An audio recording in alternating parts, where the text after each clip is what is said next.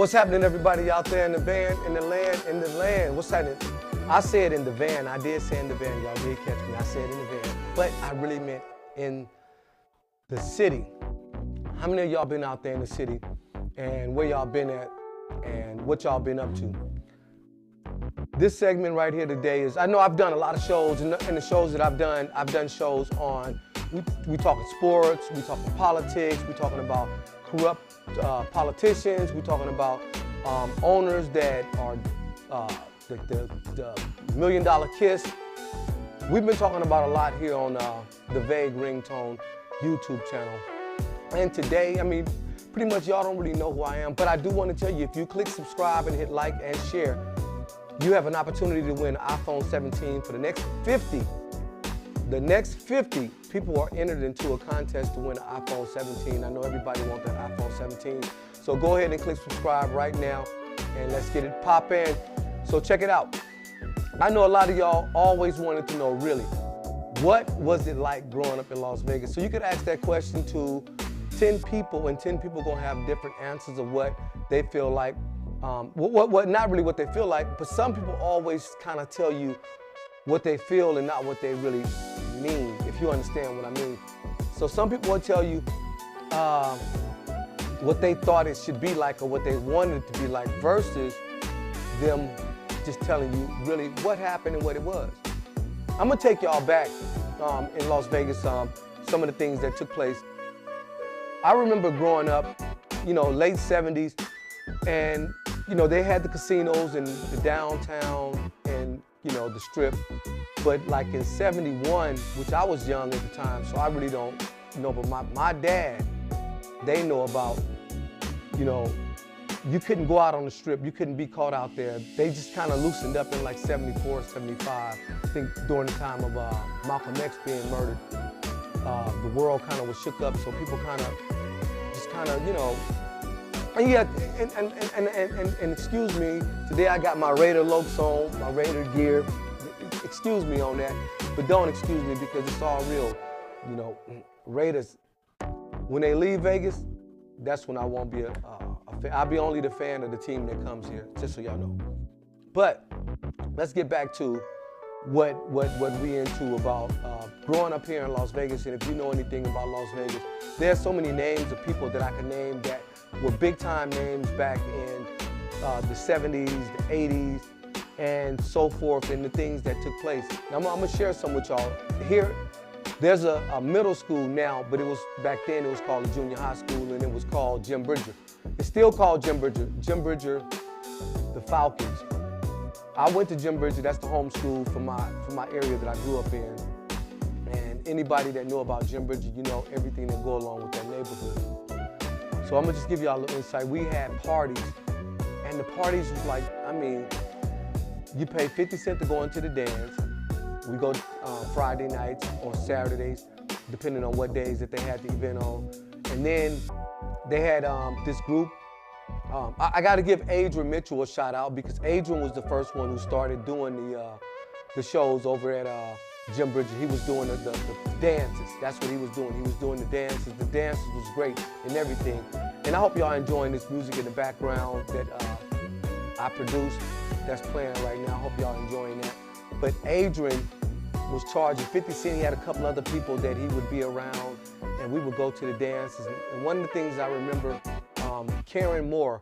Karen Moore was like the youngest girl that would be in the dance, and I was like the youngest boy that would be in the dance. And I remember back, they would like make us dance at the end, like at the last dance when they would have like the slow song. They would all make us, everybody would want me and Karen to dance. And so, you know, I didn't know how to dance, but everybody wanted it, so it was just something that happened.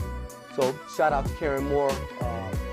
That was way back in the days. We never dated or anything like that. That was just a club type thing, you know what I mean? Hold on one second, y'all. We got a little malfunction in my music here. And I got to have the music. Y'all know how it is with the music. You got to keep the music popping. So Jim Bridger was cracking, and some dude named George Lester, which ran the group called Hurt 'em Bad. Hurt 'em Bad also did We're Playing Basketball. They also did Hut Monday Night Football. They did that for the NFL, and they did the basketball for the NBA. George Lester, first in Vegas to really make it global with his art, his talent, and his rap. But he also used to do shows, and I remember him coming to Jim Bridger, and he would come to Jim Bridger, and it would be on the radio. You would hear, heard 'em bad at Jim Bridger Friday night. Heard 'em, and everybody, you know, it's in our neighborhood, so shucks, we could walk there, skateboard there, ride our bike there, no matter what, we could get there, you know. At the time, we wasn't driving no way, we were still in middle school. But Heard 'em Bad was coming, and Heard 'em Bad, like, you know, they had this energy. And there was people that was from Vegas that was part of Heard 'em Bad that we knew, guys like Kilroy, Skeeter. And Skeeter lived on our street, and I remember Skeeter was telling us about the Monday Night Football, and he was telling us about Monday Night Football. And I know Skeeter wasn't a football player, but he didn't tell us that the song was coming out. He just kept saying Monday Night Football. So when the song came out, we was all like, you know, all up on it and everything. And Skeeter came from one of them families that was like one of them bad families, you know, name is always out there. If anybody know the Mingos were, you know, here in Vegas. They was on the west side and they was in Northtown, and Skeeter was part of those Mingos. And so I kind of tell you, you know, every neighborhood, every city, every state got that name family that the badasses. If they ain't badasses, they show acting like it.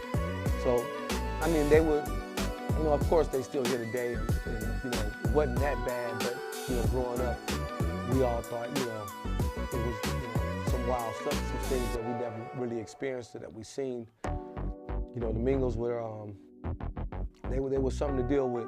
I'm glad I was cool with all of them, and turned out to be, years later, we found out that we were family, even though we had been living a house away from each other.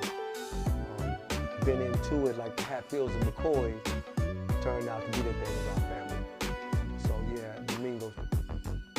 And also, Heard 'em Bad had, you know, the attention of all of the people that like music, that like good music. They had the attention of everybody. And they went from Jim Bridger, they went to a place called City View Park. City View Park was a park that everybody would go up to and just kind of hang out. And there was a truck stop right down the street. I remember we would go down there and meet girls at the truck stop, you know, and they would wait for their parents or whoever would come and pick them up, and we would be hanging out with them. So we would just run over there because it was in our neighborhood. It was like, you know, right over the hill. And we had like so many activities of everybody, you know, grouping up, gathering up. And then, you know, it advanced and we went to Lorenzi Park. Lorenzi Park is on the west side. And everybody was going to Lorenzi Park. I remember guys would come up and have their cars out there. And I know other states and other neighborhoods had this, but in Vegas, this is how we was doing it. They had the cars, and you would have fewer people washing their cars. You had like the chain of cars. You had people with their Corvettes. You had like just different kind of people. You had all the beautiful girls from all the neighborhoods, and it was like a place that everybody just go and hang out on Sundays, and we would have a great time. There was nothing else to do. Those were some of the things that people remember, and they loved that Lorenzi Park. We would go up there and just, you know, have a lot of fun. We had the Coliseum skating ring. If anybody knew about this, you know what I'm saying, y'all tap in and, you know, say some things about this, you know, let the people know. The Coliseum was, that was like a North Las Vegas thing. Even though you had some people from the west side to come, that was more like a North Las Vegas thing, and that thing used to be packed, and it was right across the street from the graveyard, so it was always something crazy about it, you know what I mean?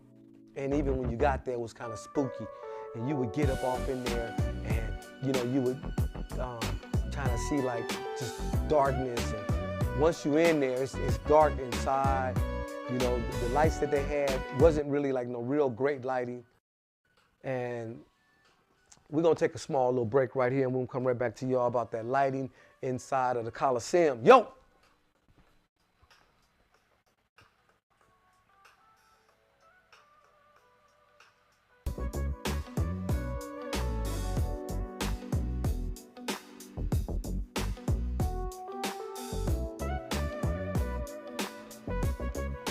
All right, we came right back to you with the lighting inside of the Coliseum. That lighting inside the Coliseum was real shaky and dim. You never know when somebody was, looking at you strange. And of course, because it was in North Las Vegas, not to put nothing real bad on North Las Vegas, but it is what it was. Major fight is gonna happen. A crowd of people gonna be chasing one person, and that's gonna end the night at the Coliseum. We also had Playland skating ring. We also had a skating ring out there on Rancho, and we would go skating all the time. We had 3 different skating rings to go to. We also had this movie theater that was that movie theater was on Fremont. It was called Cinemas 1, 2, 3, and there was 3 theaters in there, and all the theaters pretty much had good movies. We would go in there and spend all evening in there on Saturdays after the football games, and of course, it was kind of close to like some of the neighborhoods. The times that we went to football games, track meets, basketball games, before we were even 18, before we were even 21, you could only gamble when you get 21 in the casinos, and we was gambling at 17, 18, gambling, sitting at the slot machines, playing the slot machines. And at the time, there was no question, nobody was asking for no ID or any of that type of stuff. I remember vaguely, somebody won some money and they couldn't cash in their chips because they didn't have a ID that showed that they were 21 years old. And it was somebody that I knew. I remember a little bit about it, but shoot a lag. We would lag, throw the money up against the wall, and we would be betting $1 or $2 and $5 or whatever it may be, but we would lag enough and double up, 50, 47 automatic, and turn, 11 and under double. We had our own brick cell phones and things like that. I remember going into the Sahara Hotel. You could pull up right on the side of the Sahara Hotel, and when you pull up on the side, it was like a door. You could just go right in. The tables, and I would walk around the tables, and I would walk around the tables, and my car would be out there parked illegal, and I would be sitting there like, which one of these tables hidden? Which one of these tables hidden? And the table times I lost, but I won way more times than I lost. And at that time, I wasn't even 21 at that time. At that time, I was 20 years old when that was taking place, 19 and 20.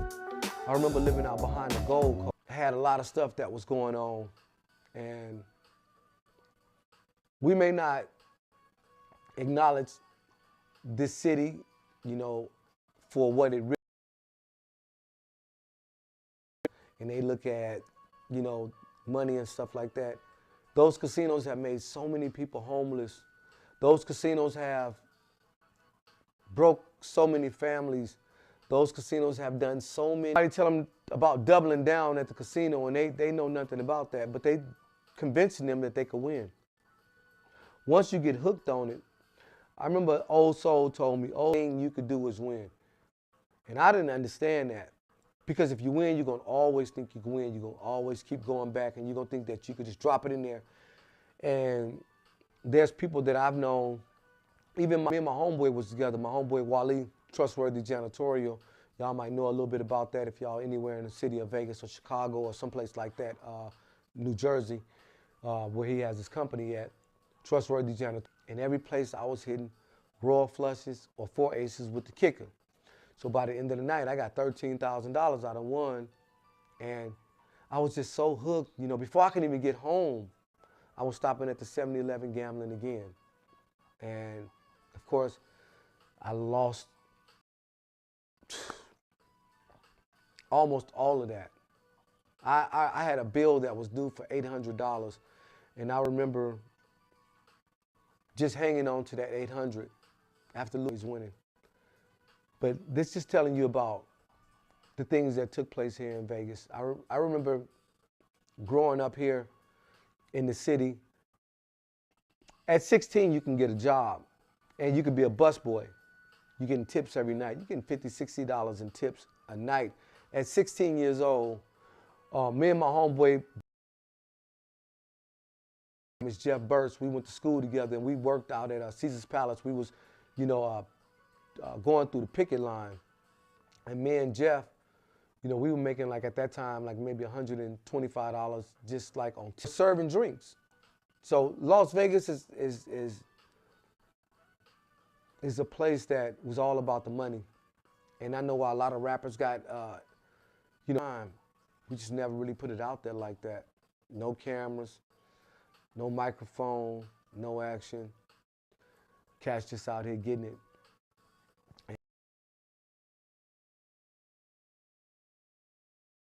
Prison, and still maintain their dignity, and not only that, but their financial status is still in a great position. We had people that grew up right here in Vegas that played in the NBA, played in the Final Four. You look up the Final Four and tell me who is the Final Four leading three-point maker in the Final Four. It should say Freddie Banks. And they may not put, the first person to hit a 4-point bucket in the NBA, but that's Sutton Sam Smith right out here out of Las Vegas. Tennessee Volunteers, you got CJ Watson that owns the assist record. Hey, there's so many people from Vegas that have done some great things without the spotlight. There's so many people that have done great things just by doing it because they loved it. Like my pops, everybody called him Speedball. When I post a picture of him, everybody said that's a legend. Everybody. Thousands of people talk about how he's a legend. In my household, he was my pops. Legend, godfather, and everything, provider. When you're growing up with your parent and growing up without a parent, growing up without your father, I would say, it's definitely a difference, and people can see the difference. Some people do good and some people don't, but you see the difference in the discipline and the activity. But listen, I'm gonna come back to y'all again, and I'm gonna give y'all more about what it was like growing up right here in Las Vegas. I like to bring my guests on and let them tell y'all what it was like about here in Las Vegas, how it was, and the activity. Lorenzi Park, Doolittle, Dula, Cinemas 1, 2, 3, Playland Skating Ring, City View Park, Lorenzi Park. We could go on and on and on, and just talk about all of the great activities that took place. Late 80s, by then, the drugs had hit the city like they did in every other place. Here in Vegas, it was a little different because we was already, getting money, hustling, gambling, and things like that. The drug came in and just burned up some avenues and took a lot of great people out that probably could have made change in life but got strung out on drugs, which is not the greatest thing in the world. But what happens, happens. If it's like that, it's like that. But I just want to say, a lot of great people got strung out. And I also got to mention before I close all the way out, we would go through the neighborhoods and play basketball, chase the women through all of the neighborhoods. And Wrigley Estates, Del Monaco, Carey Arms, Herbert Gerson, PB, Piru, West Coast, Bonanza Village, Northtown. That was just pretty much where we was at. We had, the east side and Northtown, but pretty much everybody was just right there in Northtown. And that's like off of Donna Street, Civic Center, Evans, Gowan, Pecos, streets like that. And I know everybody that's probably watching this now that's from Vegas, y'all can relate to this and y'all feel, what I'm saying. Just driving down Cheyenne, busting a left on Civic Center, going up to Evans, passing my block, you know what I mean? So just remember one thing, Las Vegas ain't all about slot machines and casinos. It's really been about the hustle. It's really been about that hustle and that party life and all of that. It's been really happening. But what I would really like for y'all to do, you have an opportunity to win an iPhone 17. Click subscribe, hit like and share. The next 50 people are being entered into a drawing to win the iPhone 17. Let's get with it. And if y'all remember Disco 123 and KVOV back in the days, y'all hit the like button. And we're going to get back to y'all. Well, I'm going to get back to y'all. I expect to have one of my guys from Rancho High School on tonight around 7 p.m. It was fun kicking it with y'all today. Hoping that everybody out there really enjoy their weekend that's coming up, because there is a weekend that's coming up because today is Thursday. Enjoy your weekend. Teach your kids how to go out there in a professional manner and make some things happen and get paid. And always remember one thing. A fool only tries to fool someone that's wise. Remember, a fool tries to fool somebody wise. So a wise person already knows who the fool is. So don't fool yourself. And don't pay attention to what people say about you. You know who you are. Check it out. Get back with y'all later. I'm out.